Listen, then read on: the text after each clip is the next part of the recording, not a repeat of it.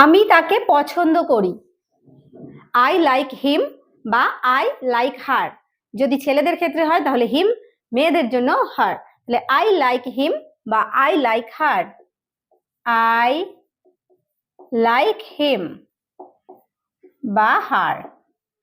আমি পরে আসব। I will come back later. I will come back later. I will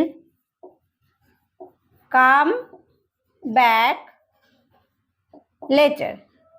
আমি দাম দেব। I will pay. I will pay. I will pay.